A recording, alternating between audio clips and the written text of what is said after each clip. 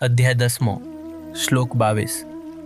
વેદોમાં હું સામવેદ છું, દેવતાઓમાં હું વાસવ છું, ઇન્દ્રિયોમાં હું મન છું અને જીવોમાં હું બુદ્ધિ છું। વેદોમાં હું સામવેદ છું। સામવેદનો મોટો ભાગ ઋગ્વેદના મંત્રોનું જ સંગીતમય સ્વરૂપ છે। તેથી સામવેદને ઋગ્વેદનો સાર પણ કહેવામાં આવે છે। તેમ છતાં ચારેય વેદોમાં સામવેદને વિશેષ સ્થાન પ્રાપ્ત છે। છાંદોગ્ય ઉપનિષદમાં સામવેદની અતિ સુંદર રીતે મહિમા ગવાઈ છે। તેનું કારણ એ છે કે સામવેદમાં માત્ર જ્ઞાન જ નથી, પરંતુ સંગીતનો આનંદ પણ સમાયેલો છે। સામવેદના મંત્રો વિશિષ્ટ સ્વરો અને જટિલ રાગોમાં ગવાય છે। તેમની લય, સંગીત અને મધુરતા આપણા ઋષિઓની અદ્ભુત કળા અને આધ્યાત્મિક ઊંડાણના સાક્ષી છે।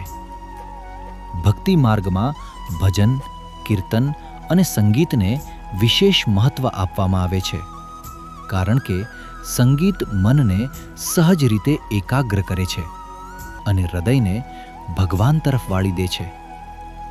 જ્યાં સૂકો તર્ક ઘણીવાર હૃદય સુધી પહોંચતો નથી, ત્યાં સંગીત સીધું જ અંતઃકરણને સ્પર્શે છે। આથી ભગવાન કહે છે, વેદોમાં હું સામવેદ છું। અર્થાત જ્ઞાન જ્યારે સંગીત સાથે એકરૂપ થાય, ત્યારે તે માત્ર બુદ્ધિને જ નહીં, પરંતુ હૃદયને પણ સ્પર્શે છે। ભગવાન અનંત સત્યના સ્વરૂપ છે અને જ્યારે તે સત્ય સંગીતના સ્વરમાં અભિવ્યક્ત થાય છે, ત્યારે તે સામવેદ તરીકે પ્રગટ થાય છે। તેથી સામવેદને વેદોમાં વિશિષ્ટ સ્થાન પ્રાપ્ત થયું છે। તે માત્ર જ્ઞાનનો ગ્રંથ નથી, પરંતુ ભગવાન તરફ હૃદયને ઉન્નત કરનાર સંગીતમય સાધના છે। દેવોમાં હું ઇન્દ્ર છું। સ્વર્ગલોકના તમામ દેવતાઓમાં વાસવ એટલે કે ઇન્દ્ર દેવતાઓના રાજા છે।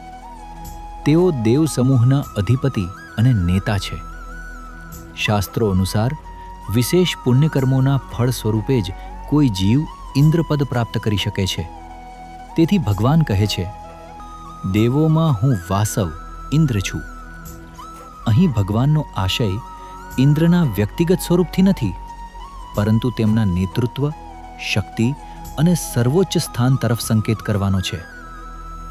જ્યાં જ્યાં શ્રેષ્ઠતા, સામર્થ્ય અને અધિપત્ય દેખાય છે, ત્યાં ભગવાનની વિભૂતિનું દર્શન કરી શકાય છે। ઇન્દ્રિયોમાં હું મન છું। આપણી પાસે 5 જ્ઞાન ઇન્દ્રિયો છે: આંખ, કાન, નાક, જીભ અને ત્વચા। પરંતુ જો મન તેમની સાથે ન હોય, તો આ તમામ ઇન્દ્રિયો નિષ્ક્રિય બની જાય છે। ઉદાહરણ તરીકે, કોઈ પુસ્તક વાંચતા હોઈએ અને મન ક્યાંક બીજે ભટકતું હોય, તો આંખો શબ્દો જુએ છે, છતાં વાંચેલું સમજાતું નથી। કોઈ વ્યક્તિ આપણને બોલતી હોય, પરંતુ મન અન્યત્ર હોય, તો કાન સાંભળે છે, છતાં વાત સમજાતી નથી।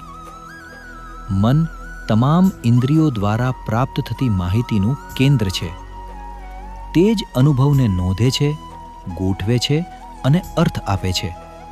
તેથી ભગવાન કહે છે, ઇન્દ્રિયોમાં હું મન છું, કારણ કે મન વિના ઇન્દ્રિયોનું કોઈ મહત્વ રહેતું નથી। સર્વ જીવોમાં હું ચેતના છું। જીવિત અને મૃત શરીર વચ્ચેનો સૌથી મોટો ભેદ શું છે? બંને પાસે આંખો, કાન, હૃદય અને મગજ હોઈ શકે છે, પરંતુ જીવિત શરીરમાં કંઈક એવું છે જે મૃત શરીરમાં નથી, અને તે છે ચેતના। ભગવાન કહે છે, ભૂતાનામસ્મિ ચેતના, એટલે સર્વ જીવોમાં હું ચેતના છું। ચેતના એટલે જાણવાની શક્તિ, અનુભવ કરવાની ક્ષમતા, વિચારવાની બુદ્ધિ અને જીવનની સજીવતા। આપણે જગતને જોઈ શકીએ છીએ, અનુભવી શકીએ છીએ, પ્રેમ કરી શકીએ છીએ, વિચાર કરી શકીએ છીએ, કારણ કે ચેતના આપણા અંદર કાર્યરત છે। આ ચેતના જ આત્માની અભિવ્યક્તિ છે। તેથી ભગવાન અહીં જણાવે છે કે જીવનને જીવંત બનાવે છે તે ચેતના હું જ છું.